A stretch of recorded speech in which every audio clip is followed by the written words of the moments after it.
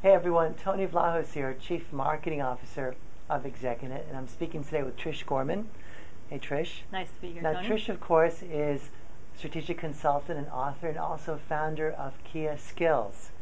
And we'll be talking more about that later, but my first question for you today is, what makes us strong at work?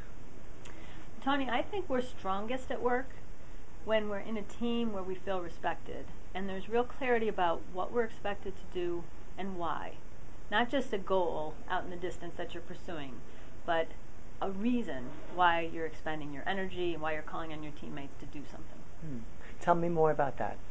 Well, I think so often we're asked to hit the numbers or we're asked to meet performance goals, and there is an implication that there's a reason for it. It's to help our clients, or it's because we want our firm to beat another firm or organization.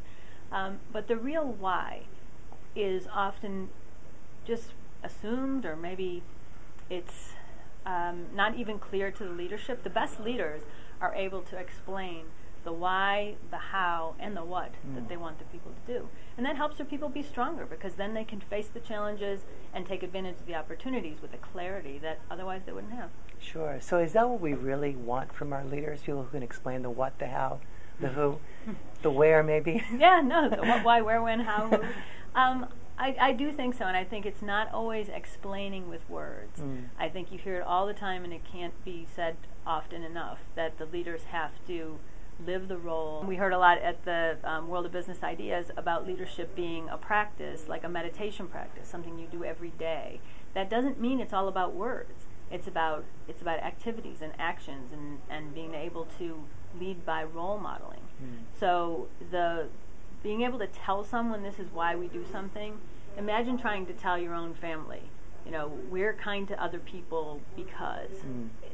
Already you're stumbling. It's hard to put into words. There's a set of values, there's a set of core beliefs there that the easier thing to do is to show people the power of kindness. And then suddenly we transcend words, and you can get people to see and understand and feel. And that's really what I mean by having the how, the what, the where, the why. It's really being able to see a vision of what the future could hold if you act in a certain way. And sometimes that certain way is just to stay late and get the numbers done. Sometimes that certain way is just to make one more sales call. Sometimes that certain activity that you're being asked to do is to leave a project, let go of something that really isn't the highest priority. These aren't necessarily difficult things to do, but it's hard to know what to do when if you don't have strong leadership. Other leaders that we can look to and learn from that actually exemplify that characteristic or that set of characteristics? I don't like to name names. Of course. I think it's very hard to I think it's very hard to pick out someone, and leadership's also something that it's hard to see on a day-to-day basis. So maybe I'll tell you that the CEO, Mitch Kroll, one of my favorite people at Playaway in Find a Way, is a wonderful leader. And so you go watch Mitch on a given day. Now, you'll probably catch him doing wonderful things, but you might not. And you may need to see a bigger slice of someone's life, or someone under pressure, crisis conditions, to really see their leadership emerge. Right. I think too often we glorify some small number of leaders instead of flipping it and saying everyone, no matter if they're great or not, has moments of greatness in their leadership. So I'd rather celebrate those moments of greatness than look for one person who's most of the time great, or put them on some big pedestal. I'd challenge you more to find moments of greatness in even the most pedestrian leader. Sure, I love that. So speaking of moments of greatness, you've had quite a few as an educator, as an author, certainly as a consultant. Would you say that your career has been more like a jungle gym than a ladder? I would say my career has been an obstacle course. Maybe a jungle gym. Certainly I love the imagery that you evoke of the jungle gym, because that reminds me of being a child and trying to cross over and hold the handles, letting go of something and swinging to the next. And you're in that moment of uncertainty of whether you'll make the next grab. As opposed to a ladder, where the ladder you're holding both sides really tight and you're only moving your legs, you're secure, you're and it's safe. rather linear. Very linear. You know, no one's going to really get in your way. Jungle gyms, might get crowded with other kids. So I love the imagery. I think my career has certainly been nonlinear. I've always been reaching for sort of the next rung of where my curiosity about strategy and innovation and growth and leadership takes me, and it's taken me to some pretty great places. So I don't think it's a judgment statement, but I'd agree. Jungle Gym. Cool. So what have you figured out? I mean, as you're leaping from one ring of the jungle gym to the next, what has occurred to you has been either the most exciting part of the journey or the most sustaining, or both? It's really interesting. So I'm going to try to push your metaphor.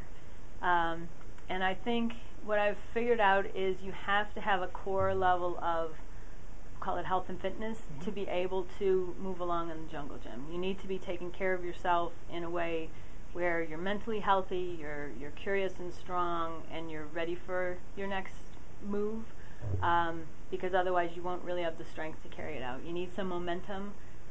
Maybe even I'm imagining someone else sort of giving you a push from behind that helps you. So I've certainly gotten everywhere I've gotten with lots and lots of support from wonderful people and teammates, and sometimes almost someone cheering you on. So you imagine the sort of the ethos of a playground where everyone seems to be playing alone, but sometimes you're on someone's team, or there's someone sort of egging you on or cheering you on. So I think that idea of having support from the sidelines, maybe a push from behind, and some core strength are necessary. And then once you get to the next rung, you're there. So I think what I'm also learning is be careful what you wish for. When you get where you're going, it might not be everything you expect, and it might bring on new challenges. Have you ever stopped to be afraid of falling at any point, and what does that feel like? That's a good question. I probably should have stopped more often to be afraid.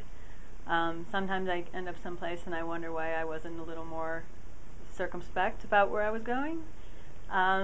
But I think that's more of a personality trait than, and I'm more worried I'll miss out on something than worried I'll get hurt when I get there. So I guess that comes from growing up, playing hockey and playing sports where you get beat up a lot and banged up a lot, and you still have a lot of fun.